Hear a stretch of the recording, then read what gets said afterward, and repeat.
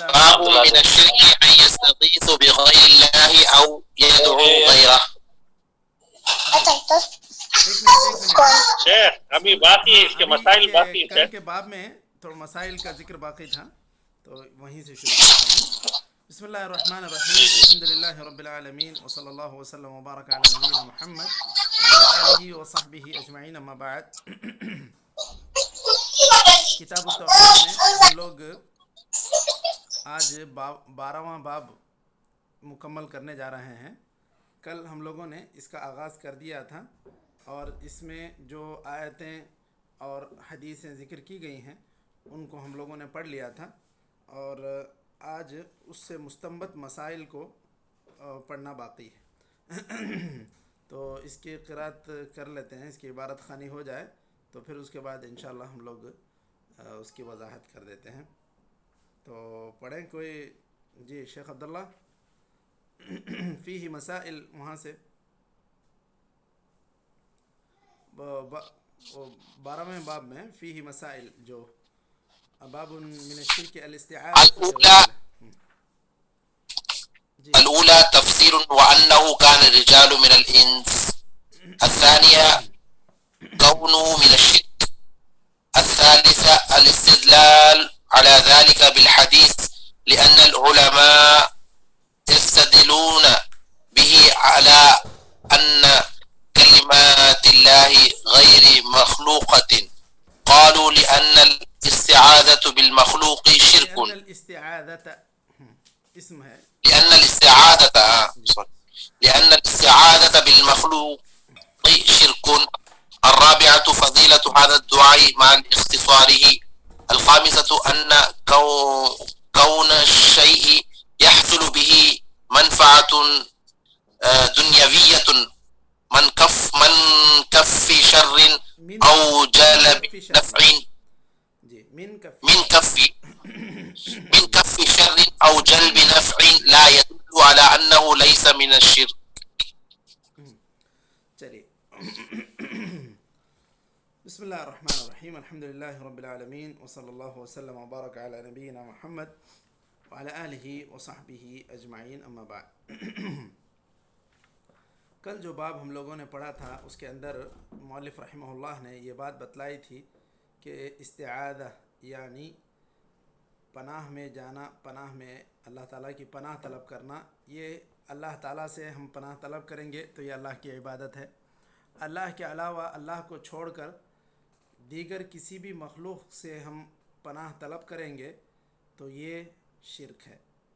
جیسا کہ قرآن کریم میں اللہ تعالیٰ نے جاہلیت کے بعض لوگوں کے عمل کا ذکر کیا کہ وہ لوگ جنوں سے پناہ چاہتے تھے، جنوں کے سردار سے پناہ چاہتے تھے، اس کی پناہ میں جاتے تھے. تو اس کو اللہ تعالیٰ نے سورہ جن میں ذکر کیا.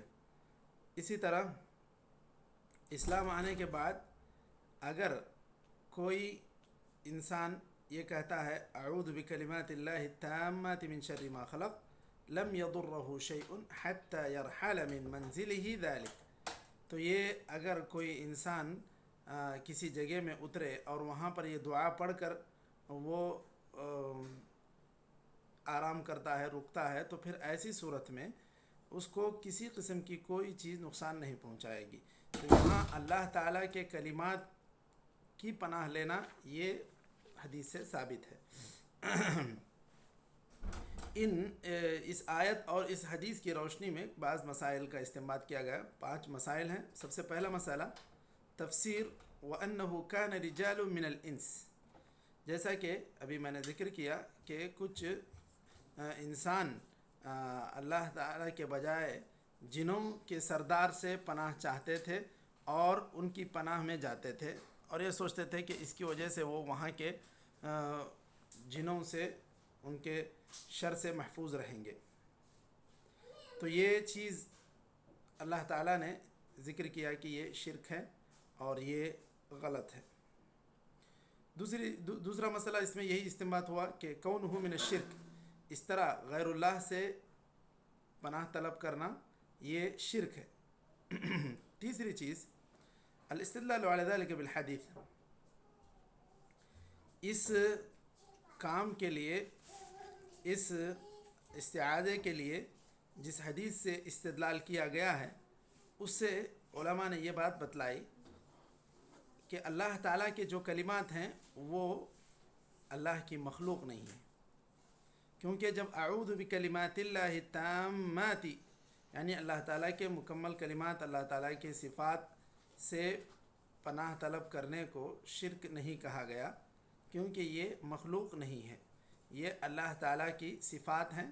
تو اس طرح اگر کوئی انسان اللہ تعالیٰ کی صفات سے پناہ طلب کرتا ہے، اللہ تعالیٰ کی پناہ میں آتا ہے، تو پھر یہ درست ہے، یہ غلط نہیں ہے۔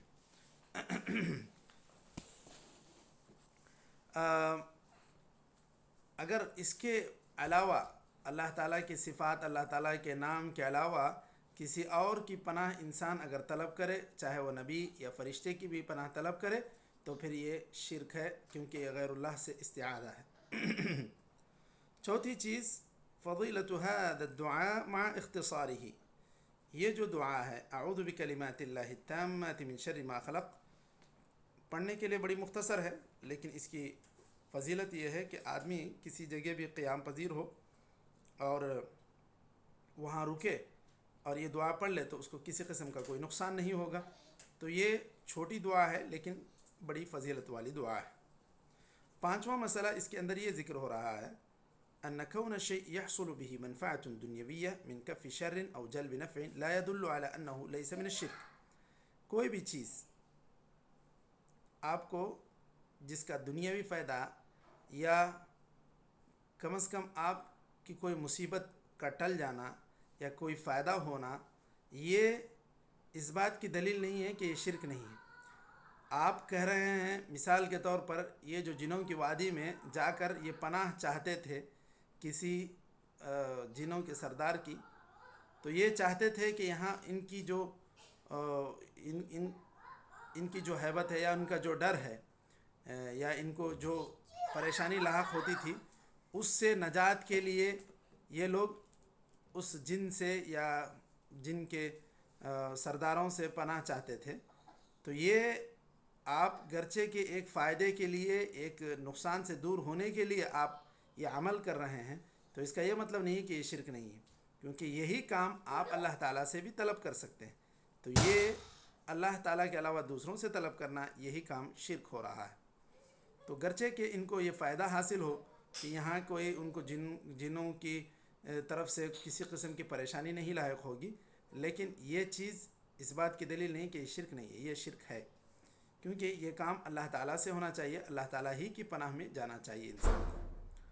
یہ کچھ 5 مسائل تھے اس باب کے تحت، تو جہاں مؤلف رحمہ اللہ نے مختلف چیزیں بیان کی جو توحید کا تقاضا ہیں اور ان کے ذریعے سے توحید کی حفاظت ہو سکتی ہے۔ لوگوں کے اندر توحید کے منافی جتنے امور تھے ایک ایک کر کے وہ ذکر کرتے جا رہے ہیں، خواہ وہ تعویذ کا مسئلہ ہو یا اس کے علاوہ غیر اللہ سے استعاذہ یا غیر اللہ کے لیے ذبح کرنا یا ایسی جگہوں میں ذبح کرنا جہاں پر اللہ تعالیٰ کے علاوہ دوسروں کے لیے کسی بت کے لیے ذبح کیا جاتا تھا۔ تو یہ سارے مسائل توحید کی حفاظت کیسے کی جائے اس کا ذکر کرنے کے لیے یہ سارے باب مؤلف رحمہ اللہ ذکر کر رہے ہیں۔ تو اس کے بعد ہم لوگ 13واں باب پڑھیں گے، باب من الشرک ان یستغیث بغیر اللہ او یدعو غیرہ۔ چھوٹا ایک سوال ہے، فرمائیے۔ یہ چھوٹا سا سوال، یہ کیوں کہنا پڑا کہ ان کلمات اللہ غیر مخلوق، یہ کیوں بولنا پڑا شیخ؟ کیوں کلمات اللہ کو بھی جو ہے نا ایک بت یا ایسا کوئی سمجھتے ہیں کیا یہ بھی اللہ کے علاوہ چیز ہے بلکہ کلمات اللہ کو؟ دیکھیے یہ مسئلہ بالکل وہ خلق قرآن کے مسئلے کی طرح ہے۔ خلق قرآن کو لوگوں نے جو مسئلہ کیا کہتے ہیں کھڑا کیا، وہ اصل میں ایک یونانی فلسفے کا نتیجہ تھا کہ فلسفے میں خاص طور پر یہی بیکار کی بحثیں کی جاتی تھیں، کون سی چیز کیا ہے، اس کا کیا ثبوت ہے، اس کی کیا وجہ ہے، اس میں الگ منطق کے جو دلائل ہوتے تھے، یہ ساری چیزوں سے بحث کی جاتی تھی۔ یہ ایسے ہی وہ کیا کہتے ہیں ذہنی ورزش کے طور پر انسانوں کے معاملات کے لیے حد تک ٹھیک تھا وہ اس حد تک، لیکن جب انہوں نے اس علم کے ذریعے سے اللہ تعالیٰ کی صفات کو نشانہ بنایا، اللہ تعالیٰ سے متعلق جو باتیں تھیں ان کو نشانہ بنایا، تو یہاں سے دین میں خرابی پیدا ہونے لگی. تو چونکہ بعض لوگ بعض فرقے ایسے وجود میں آئے جنہوں نے یہ کہا کہ اللہ تعالیٰ کے جو کلمات ہیں وہ بھی مخلوق ہیں. تو پھر کہیں کسی کو یہ شبہ نہ ہو جائے کہ اللہ تعالیٰ کے کلمات کی پناہ میں جانا گویا کہ کسی مخلوق کی پناہ میں جانا ہے. تو یہ بات اسی لیے یہاں پر انہوں نے وضاحت کے ساتھ کہہ دی کہ اللہ تعالیٰ کے جو کلمات ہیں وہ مخلوق نہیں ہیں بلکہ اللہ تعالیٰ کی صفت ہیں. اللہ تعالیٰ نے گویا کہ اگر کلمہ کوئی کہہ دیا تو پھر یہ کلمہ اللہ تعالیٰ کلام کرنا یہ بولنا یہ صفت ہے. اور اسی طرح کلمات کی شرح میں یہ بات بھی کہی گئی کہ اللہ تعالیٰ کے تعریفیں اللہ تعالیٰ کی جو صفات ان سارے مکمل کلمات کی پناہ میں جاتا ہوں. تو یہ اللہ کے علاوہ کوئی اور چیز نہیں ہے, کوئی اور مخلوق نہیں ہے. کلمات اللہ تعالیٰ کی مخلوق نہیں, اللہ تعالیٰ کی صفت ہیں. یہ بات جس طرح خلق قرآن کے موضوع میں لوگوں نے اشکال اچھالا, ایک اشکال پیدا کیا, اس طرح کی بات اس میں نہ پیدا ہو اس لیے وہ اس سے پہلے ہی ذکر کر دے رہے ہیں کہ اللہ تعالیٰ کی جو کلمات ہیں یہ مخلوق نہیں ہیں. تو اس طرح اللہ تعالیٰ کے کلمات کی پناہ میں آنے والا گویا کہ اللہ کے مخلوق کی پناہ میں نہیں آ رہا ہے بلکہ اللہ تعالیٰ ہی کی پناہ میں آ رہا ہے.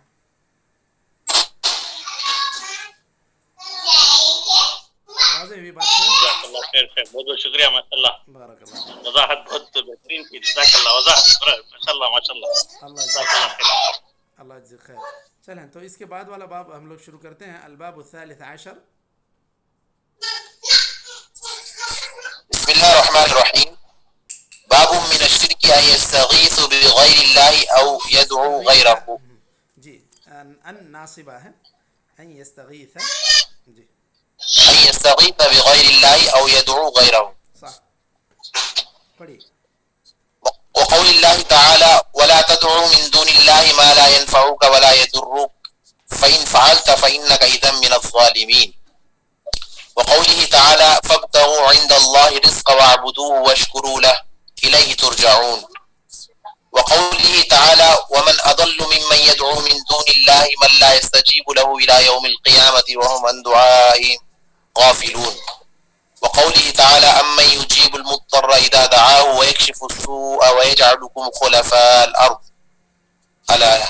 وروى الطبراني بإسناده أنه كان في زمن النبي صلى الله عليه وسلم منافق. عبد الله وہ طا کے فتحے کے ساتھ روى الطبراني. وروى الطبراني بإسناده أنه كان في زمن النبي صلى الله عليه وسلم منافق يؤذي المؤمنين فقال بعضهم قوموا بنا نستغيث برسول الله صلى الله عليه وسلم من هذا المنافق. فقال النبي صلى الله عليه وسلم إنه لا يستغاث به وإنما يستغاث بالله عز وجل.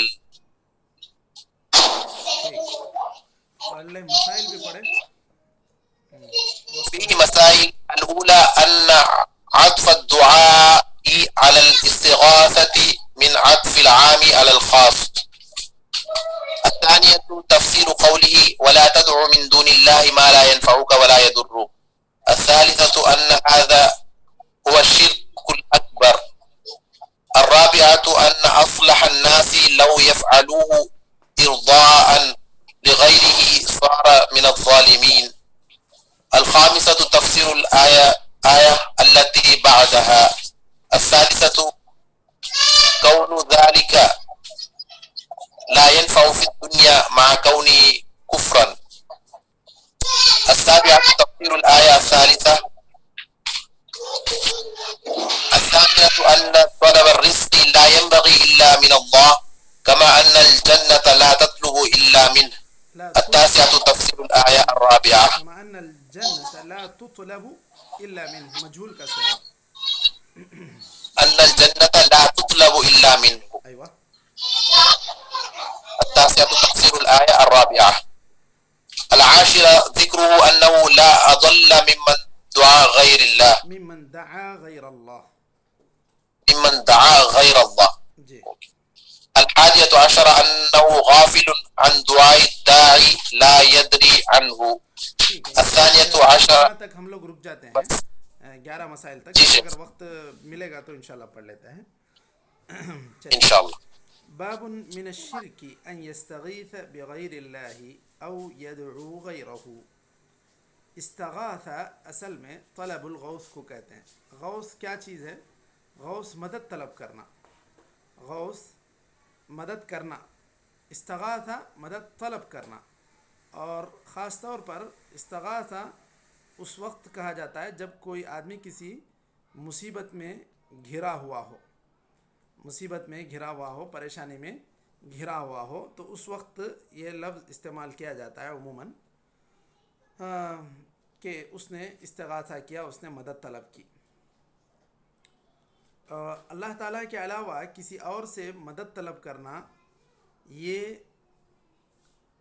اللہ تعالیٰ کے علاوہ کسی بھی انسان سے، کسی بھی نبی سے مدد طلب کرنا یہ شرک ہے. اور بالخصوص نبی کریم صلی اللہ علیہ وسلم نے یہ اس وقت جو بتلایا، یہ احتیاط کرنے کے لیے آپ صلی اللہ علیہ وسلم نے کہا انہ لا یستغاث بی وانما یستغاث باللہ، کہ اللہ تعالیٰ ہی سے مدد طلب کی جاتی ہے، مجھ سے مدد طلب نہیں کی جاتی.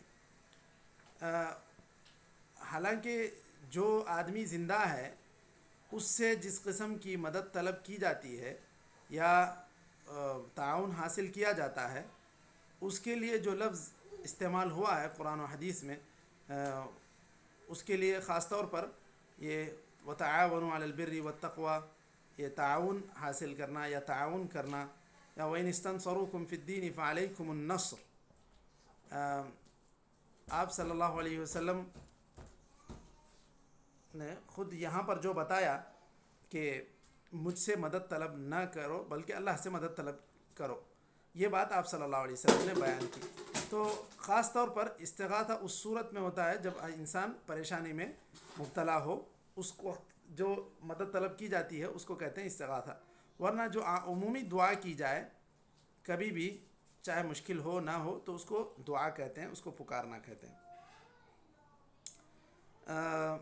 یہاں پر جو بات ذکر کی گئی ہے اس کے استدلال کے طور پر وَلَا تَدْعُ مِن دُونِ اللَّهِ مَا لَا يَنْفَعُكَ وَلَا يَضُرُّكَ فَإِنْ فَعَلْتَ فَإِنَّكَ إِذًا مِنَ الظَّالِمِينَ. اللہ تعالیٰ کے علاوہ تم کسی کو بھی نہ پکارو، ایسی چیزوں کو نہ پکارو جو نہ تمہیں نفع دیتے ہیں اور نہ تمہیں نقصان دیتے ہیں. فَإِنْ فَعَلْتَ فَإِنَّكَ إِذًا مِنَ الظَّالِمِينَ. یہ براہ راست نبی کریم صلی اللہ علیہ وسلم سے خطاب کر کے اللہ تعالیٰ فرما رہا ہے اگر آپ بھی ایسا کریں گے اِنَّكَ إِذًا مِنَ الظَّالِمِينَ، تب آپ بھی جو ہے ظلم کرنے والوں میں سے ہو جائیں گے، غلطی کرنے والوں میں سے ہو جائیں گے. وَإِن يَمْسَسْكَ اللَّهُ بِضُرٍّ فَلَا كَاشِفَ لَهُ إِلَّا هُوَ. یہ نبی کریم صلی اللہ علیہ وسلم کو پہلی مرتبہ یہ جو خطاب کر کے بھی کہہ رہا اللہ تعالیٰ، کیونکہ جو خطاب ہوتا ہے پہلے اللہ تعالیٰ نبی سے کرتا ہے، وہ اس کے بعد وہ ساری امت کے لیے ہوتا ہے. تو یہ نبی کریم صلی اللہ علیہ وسلم کو خود اللہ تعالیٰ نے یہ بات بتلائی کہ اگر آپ کو بھی کوئی تکلیف ہوگی فَلَا كَاشِفَ لَهُ إِلَّا هُوَ، اگر یہ تکلیف بھی دور ہونا ہے تو یہ اللہ تعالیٰ کی طرف سے دور ہوگی، وہی اس تکلیف کو دور کرنے والا ہے. یہاں یہ بات بتلائی گئی لا تدعو من دون اللہ، اللہ تعالیٰ کی طرف سے حکم ہوا کہ تم اللہ کے علاوہ کسی کو نہ پکارو. ما لا ينفعك ولا يضرك، جو نہ تمہیں نفع دیتے ہیں اور نہ نقصان پہنچاتے ہیں. تو اللہ تعالیٰ نے واضح طور پر منع کیا اللہ کے علاوہ کسی اور سے مدد طلب کرنے سے.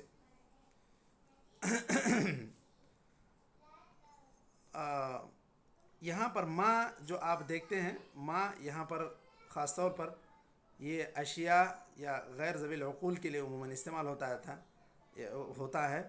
تو ایسی کسی چیز کو، پتھر، درخت، ایسی کسی چیز کو نہ پکارا جائے، مزار، یہ اس کی طرف اشارہ ہے گیا کہ ما لا ينفعك ولا يضرك. اسی طرح جو بت بھی تھے ان کو، وہ تو ایک غیر عاقل ہی کی ایک تصویر ہے، یہ پتھر ہے تو وہ بھی ایک غیر عاقل چیز ہی ہے. اور دوسری آیت میں اللہ تعالیٰ نے کہا فَابْتَغُوا عِنْدَ اللَّهِ الرِّزْقَ وَاعْبُدُوهُ. اگر تمہیں رزق کی کمی ہو رہی ہے تو تم اللہ تعالیٰ ہی سے رزق طلب کرو، وَاعْبُدُوهُ، اور اللہ ہی کی عبادت کرو. تو مطلب رزق طلب کرنا بھی یہ اللہ تعالیٰ ہی کی عبادت ہے. اللہ تعالیٰ سے رزق طلب کرنا چاہیے، اس کے علاوہ کسی اور سے رزق نہ طلب کیا جائے. تیسری آیت میں کہا وَمَنْ أَضَلُّ مِمَّنْ يَدْعُو مِن دُونِ اللَّهِ مَنْ لَا يَسْتَجِيبُ لَهُ إِلَى يَوْمِ الْقِيَامَةِ. اس شخص سے زیادہ کون گمراہ ہوگا، یعنی سب سے زیادہ گمراہ وہ انسان ہے جو اللہ کے علاوہ اس انسان کو پکار رہا ہے. مثال کے طور پر جو آدمی اس دنیا سے گزر گیا اس کو پکار رہا ہے، جو قیامت تک بھی اس کو جواب نہیں دے سکتا ہے، اس کی پریشانی کا حل نہیں نکال سکتا ہے. تو یہ سب سے بڑا گمراہ انسان ہے جو اللہ کے علاوہ کسی اور کو پکار رہا ہے. اچھا وَقَوْلُهُ أَمَّنْ يُجِيبُ الْمُضْطَرَّ إِذَا دَعَاهُ. اللہ تعالیٰ نے یہاں یہ 20ویں پارے کے آغاز میں کہا أَمَّنْ خَلَقَ السَّمَاوَاتِ وَالْأَرْضِ، وہاں اسی پس منظر میں یہ آیت بھی ذکر کی أَمَّنْ يُجِيبُ الْمُضْطَرَّ إِذَا دَعَاهُ وَيَكْشِفُ السُّوءَ. کون ہے جو مضطر کی دعا کو سنتا ہے جب وہ اس کو پکارے، وَيَكْشِفُ السُّوءَ، اور بیمار یہ تکلیف کو دور کرتا ہے. تو یہ صرف اللہ تعالیٰ ہی کی ذات ہے. الہ مع اللہ. تو یہاں پر تقریباً مؤلف رحمہ اللہ نے 5 آیتوں کا ذکر کیا، 1 2 3 4 آیتوں کا ذکر کیا ہے، بلکہ 5 آیتیں ہیں. یعنی کہ پہلے جو آیت ہیں اس میں بیک وقت 2 آیتوں کا ذکر کیا ہے، یعنی وَلَا تَدْعُ مِن دُونِ اللَّهِ، اور اس کے بعد والی آیت وَإِن يَمْسَسْكَ اللَّهُ بِضُرٍّ فَلَا كَاشِفَ لَهُ. یہ میں 5 آیتیں اس لیے کہہ رہا ہوں کیونکہ بعد میں مؤلف ذکر کریں گے تفسیر الآیہ الثالثہ الآیہ الرابعہ، تو ان کی مراد یہی ہے جو بالترتیب ذکر کیے گئے ہیں، 1 آیت 2 آیت تیسری آیت، یہ اس سے مراد یہی ہے جو انہوں نے مؤلف رحمہ اللہ نے بالترتیب ذکر کی استدلال کے طور پر، وہ ان کا مقصود ہے. اچھا اس کے بعد جو حدیث ذکر کی طبرانی کی کہ نبی کریم صلی اللہ علیہ وسلم کے دور میں ایک منافق مومنوں کو بہت پریشان کرتا تھا. تو صحابہ کرام نے سوچا کہ ہم لوگ جا کے نبی کریم صلی اللہ علیہ وسلم سے مدد طلب کرتے ہیں، یہ بہت تنگ کر رہا ہے. تو آ کر جب آپ صلی اللہ علیہ وسلم سے یہ بات ذکر کی تو آپ صلی اللہ علیہ وسلم نے واضح طور پر کہا انہ لا یستغاث بی وانما یستغاث باللہ عز وجل. تو یہ بالکل واضح طور پر نبی کریم صلی اللہ علیہ وسلم نے ذکر کیا کہ مجھ سے مدد طلب نہیں کی جانی چاہیے، اللہ سے مدد طلب کی جانی چاہیے. اس کی کیا کہتے ہیں سند کے تعلق سے بھی کچھ کلام ہیں. اس میں ایک ابن لہیعہ، یہ ایک مشہور راوی ہیں، ہم لوگوں نے ترمذی میں بھی پڑھا تھا کہ یہ ضعیف راوی ہیں، یہ اس کی سند میں ذکر کر رہے ہیں. خیر یہ اس کے سند کے تعلق سے بعض اہل علم کا اس پر کلام ہے، خاص طور پہ حیثمی وغیرہ نے کلام کیا ہے. اچھا تو یہ بات واضح ہوئی کہ نبی کریم صلی اللہ علیہ وسلم نے اپنے دور میں اپنے طور پر اس بات سے منع کیا تھا کہ مجھ سے استغاثہ نہ کیا جائے، مجھ سے مدد طلب نہ کیجیے. یہ تو آپ صلی اللہ علیہ وسلم نے اپنے زندہ رہتے ہوئے بھی منع کر دیا تھا. اب چھ جائے کہ یہ کام آپ صلی اللہ علیہ وسلم کے اس دنیا سے چلے جانے کے بعد ہو. اب جو لوگ بھی نعتیہ کلام کہتے ہیں یا اس طرح کے اشعار کہتے ہیں جس میں نبی کریم صلی اللہ علیہ وسلم سے مدد طلب کرتے ہیں، خود جتنے مشہور قصیدے لکھے گئے نبی کریم صلی اللہ علیہ وسلم کی شان میں، اس میں سب سے بڑا مشہور قصیدہ ہے بوسیری کا. تو وہ تو شرک کے اشعار ہی پر مشتمل ہے. اس کے اندر ایک جو مشہور شعر ہے بردہ، ہاں قصیدہ بردہ والا بوسری ہے، وہ قصیدہ بردہ بوسیری ہی نے لکھا ہے. قصیدہ بردہ نام ہے، بوسیری امام اس کے مؤلف ہیں جنہوں نے اشعار کہے. اچھا تو یا کیا ہے یا اکرم الخلق مالی من الوذ به فی الشدائد سواک عند الحادث العممی، ایسے اس طرح کی باتیں کہیں کہ اے اکرم الخلق، میں کس کی پناہ میں آؤں گا سوائے آپ کے جب مجھے حادثات مجھ پر گزریں گے. تو یہ اس طرح کی باتیں کہنا کہ میں شدائد میں یا مصیبتوں میں آپ کے علاوہ میں کس کی پناہ میں جاؤں گا، تو یہ واضح طور پر شرک ہے. تو یہ شرکیہ باتیں جتنی کہی گئی ہیں اس قصیدے میں ہو یا کچھ دوسرے اردو فارسی کے قصیدوں میں بھی ہو. تو اس طرح نبی کریم صلی اللہ علیہ وسلم سے پناہ طلب کرنا یا آپ صلی اللہ علیہ وسلم کی پناہ میں جانے کا دعویٰ کرنا، یہ سارے شرکیہ کام ہیں. حالانکہ حضرت حسان بن ثابت رضی اللہ عنہ نے اتنے اشعار کہے، اس میں کہیں بھی ایسی بات نہیں کہی جو آپ صلی اللہ علیہ وسلم سے استغاثے کی بات ہوتی ہو یا اس طرح کی صفت آپ صلی اللہ علیہ وسلم کے ساتھ اس میں لگا دی گئی ہو. تو یہ چیزیں شعراء بہت زیادہ عموماً اس میں غلو کرتے ہیں، اور غلو کے نتیجے میں نبی کریم صلی اللہ علیہ وسلم کی شان میں یہ نادانستہ طور پر ایک گستاخی کرتے ہیں کہ آپ صلی اللہ علیہ وسلم سے گویا کہ پناہ چاہنا، آپ صلی اللہ علیہ وسلم سے مدد طلب کرنا. اچھا، اس کے بعد مسائل کا جہاں استنباط کیا گیا ہے، مؤلف رحمہ اللہ نے اس میں کئی مسائل کا استنباط کیا. سب سے پہلے جو مسئلہ اس میں مستنبط ہوا ہے، ان عطف الدعاء علی الاستغاثہ من عطف العام علی الخاص. دیکھیے ابھی میں نے ذکر کیا تھا کہ استغاثہ خاص ہے، دعا عام ہے. میں نے کہا استغاثہ اس وقت ہوتا ہے جب انسان مصیبت میں گھرا ہو. کیا کہتے ہیں، کشف در کے لیے جو مدد طلب کی جاتی ہے وہ ہے طلب الغوث، وہی ہے استغاثہ. ایک عمومی طور پر جو آدمی پکارتا ہے، دعا کرتا ہے، فریاد کرتا ہے، تو وہ دعا کہلائے گی. تو استغاثہ خاص ہے، دعا عام ہے.